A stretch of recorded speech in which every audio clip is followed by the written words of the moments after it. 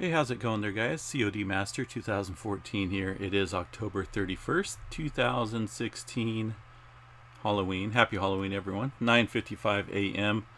Pacific time, and just going to give you guys a quick update on some earthquake activity going on once again in Southern California, near the southern section of the San Andreas fault zone area.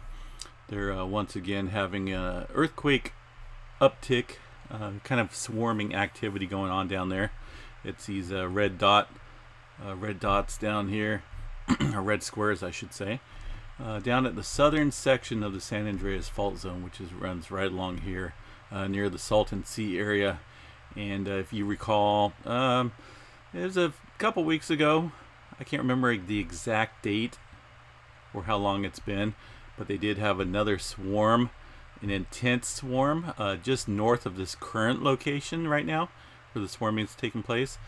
They did have a pretty good swarm that actually caused the Office of Emergency Services in California to issue a earthquake advisory, or earthquake warning, so to speak, of a increase in possible larger movement on the southern section of the San Andreas fault zone in Southern California.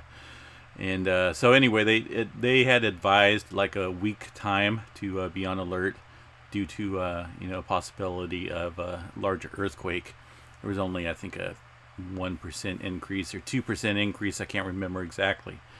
Either way, there is renewed activity just south of that area where they had that prior swarm. And if you take a look here, let me see if I can zoom in a little bit more on this map. I don't think I can. Let me go over here. Okay, so basically this is the same area as this map right here, just a little bit different detail. Salton Sea area, southern section of the San Andreas fault zone right here, running up through Banning and Cathedral City. And you got a little break in here, right?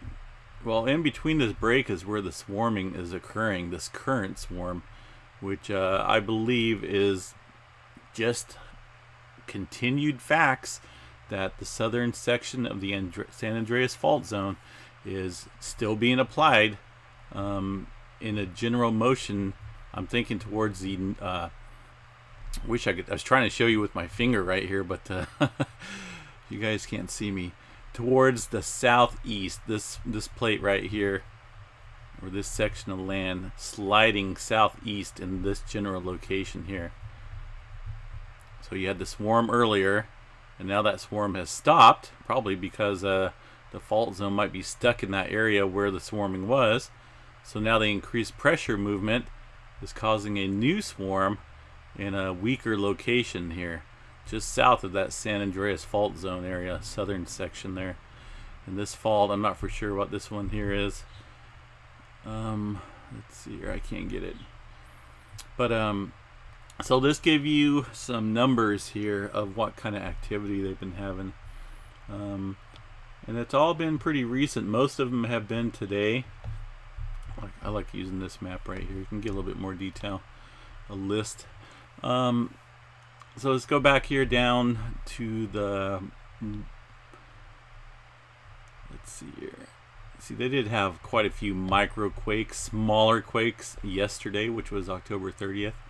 All within the 1.0 range, maybe a 1.5 right there. But today, early this morning, they kicked off, it looks like a 2.4 was the generator of the ones that are occurring right now in the mid 3 range. You can see 3.4 right there, a couple 2s, borderline 3. You got 3 right there, 3.5, and it's increasing as the morning comes along here. You can see the multitude of earthquakes increasing, not necessarily in size, but in numbers. You can see 2.1, quite a few mid 2s and a couple 1s in there as well. But these mid 3s is what is kind of concerning me here, because it's kicking off another swarm, showing some activity once again, guys. So we want to get this out there to you guys and let you know that the activity has returned to the Salton Sea area down in Southern California. Now, if you look to the west of there, this one doesn't really pick it up, but to the west of this current swarm, you see a couple smaller ones out underneath that lake. Those are ones, but that's very interesting as well. Either way, activity is picking up down there, guys. And these are, there's a 2.0 below the surface there depth, and let me see if I can get some more. See if I can find any. Most of these are 5 miles southwest of Neeland.